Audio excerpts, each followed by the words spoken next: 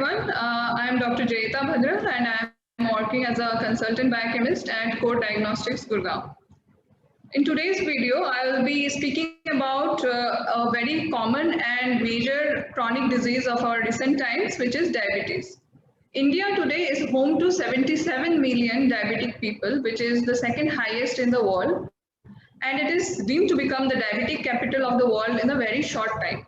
So knowing this, let us understand what diabetes is, what are the causes for this, and what can be the complications. What are the various tests we have for diagnosis of these conditions, and what can we do to prevent and control it. Diabetes, or diabetes mellitus as it is known as the medical term, is a condition where the blood glucose levels are abnormally high. This can be due to an absence or deficiency of insulin, which is produced by the pancreas, or it can be due to the fact that insulin is being produced but it is not being able to act.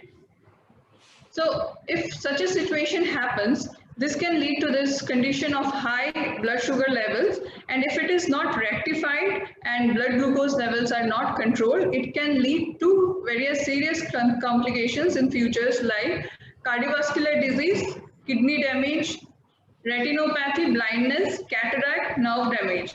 Even in the short term, if there is a sudden spike in the glucose levels, it can lead to complications like coma, which if not promptly treated can lead to death also. So it is very important that a person who has been diagnosed with diabetes is aware of these complications and take active measures to keep his or her blood glucose level under good control.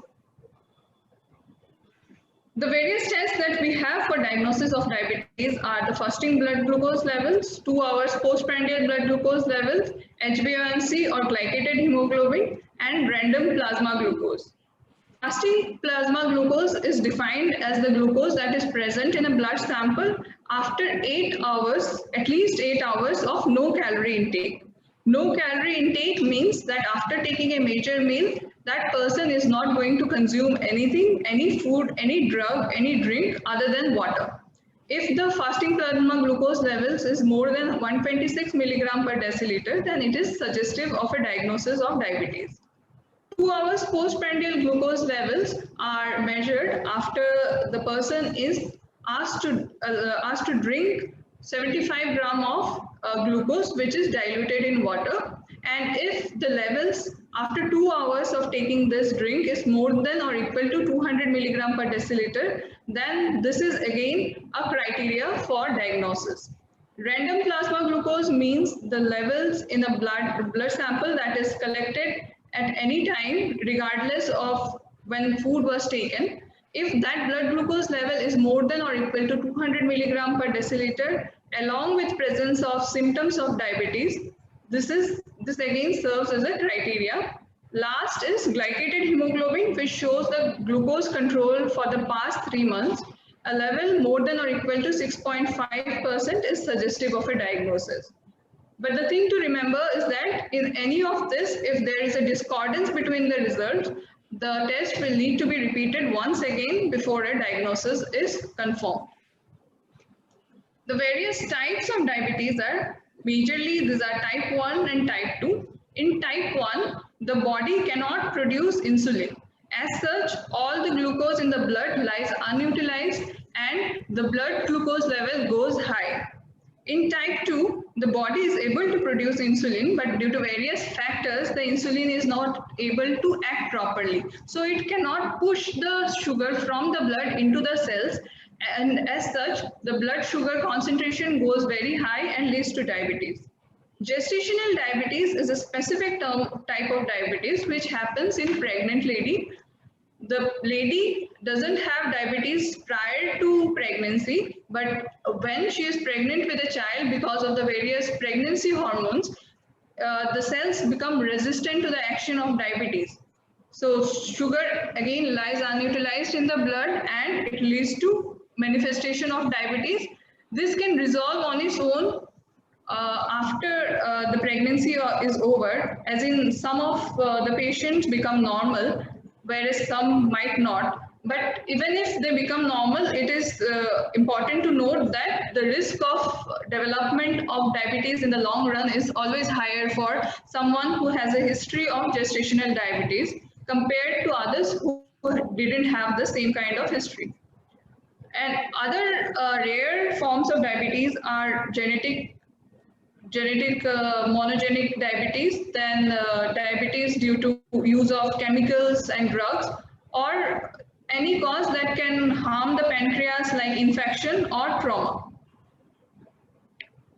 Like all other chronic disorders, lifestyle mediated disorder, diabetes too is notorious for remaining asymptomatic in most of the patients.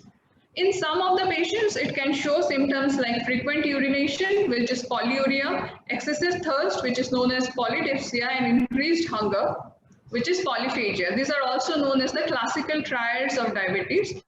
Apart from that, there might be some non-specific symptoms like weight loss, tiredness, blurred vision, repeated infections of urinary and genitourinary tract, and slow healing wounds. So if any of these symptoms is present, or if there is any family history of diabetes, it is always recommended that you get yourself tested and know your glycemic status. One thing to note is that diabetes, if caught early, can be, there is a stage before development of diabetes, which is known as pre-diabetes. And if someone is diagnosed at that time, it is possible to reverse that. So the recommendation is people who are over 45 years of age, even if they are asymptomatic, they should get themselves screened. And if the blood parameters, sugars and HbA1c are normal, they should get themselves the test, they should get the test repeated every 3 years.